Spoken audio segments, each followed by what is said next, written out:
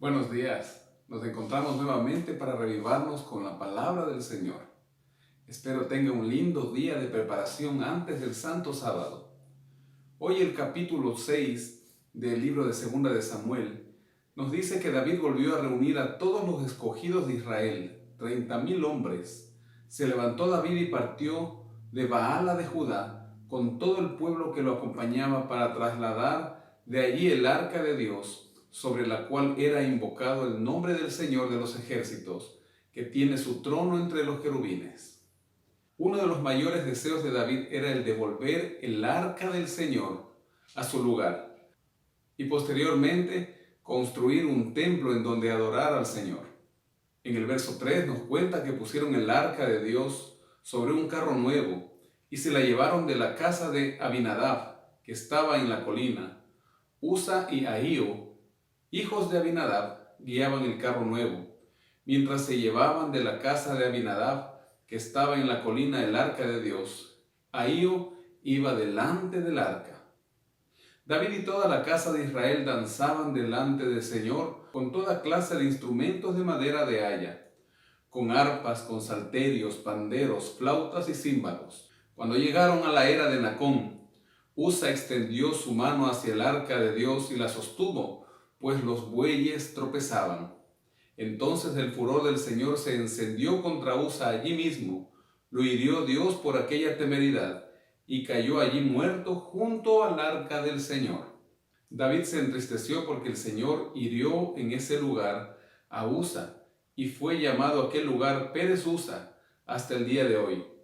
David tuvo temor del Señor, por lo tanto desistió con la idea de llevar el arca hacia su casa, y dijo: ¿cómo ha de entrar en mi casa el arca del Señor? Así David no quiso llevar a su casa, a la ciudad de David, el arca del Señor, sino que lo hizo llevar a la casa de Obed-edom el geteo, donde estuvo el arca durante 3 meses, y en esos 3 meses dice el texto bíblico que el Señor bendijo a Obed-edom y a toda su casa. Al respecto de esta primera parte del capítulo 6 de Segunda de Samuel, el libro Patriarcas y Profetas en la página 764 nos indica: el Señor había dado instrucciones especiales acerca de cómo transportar el arca.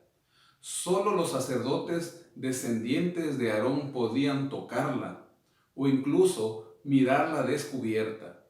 El mandato divino era: vendrán los hijos de Coat para llevarlos, pero no tocarán cosa santa, no sea que mueran.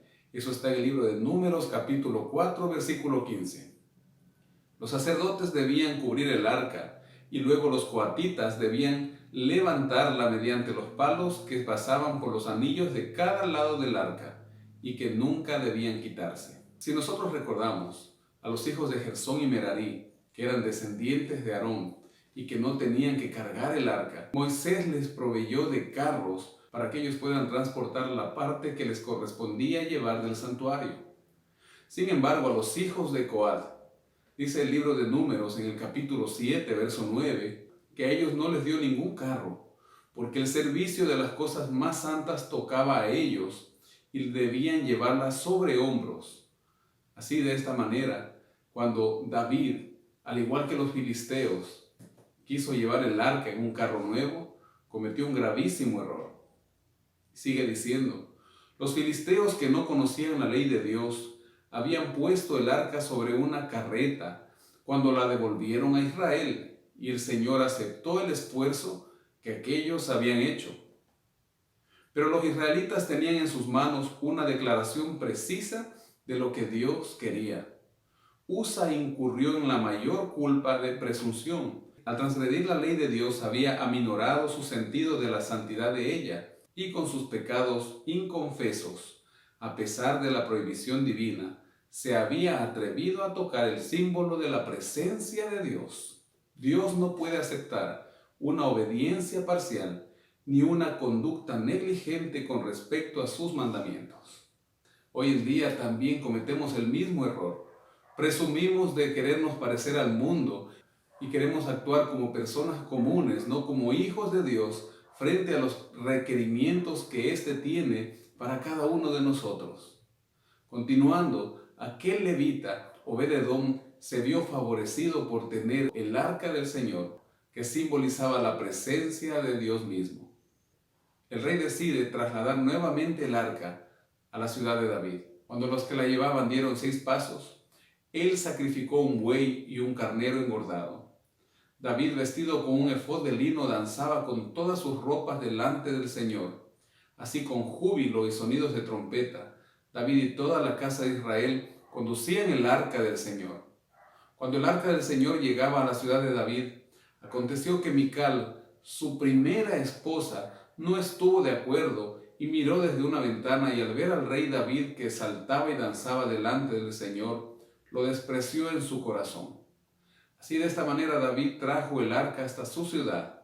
Y nos cuenta el versículo 18 que cuando acabó de ofrecer los holocaustos y ofrendas de paz, bendijo al pueblo en el nombre del Señor de los ejércitos. Después repartió a todo el pueblo y a toda la multitud de Israel, tanto a hombres como a mujeres, un pan a cada uno, un pedazo de carne y una torta de pasas, y todo el pueblo se fue cada uno a su lugar. Esta fue realmente una fiesta espiritual, en donde el pueblo estaba recobrando un símbolo muy preciado, el arca, la presencia del Señor mismo junto al pueblo. Cuando el pueblo se fue, volvió David para bendecir su casa y salió a recibirlo Mical y le dijo: «Cuán honrado ha quedado hoy el rey de Israel, descubriéndose hoy delante de las criadas de sus siervos, como se descubre sin decoro un cualquiera».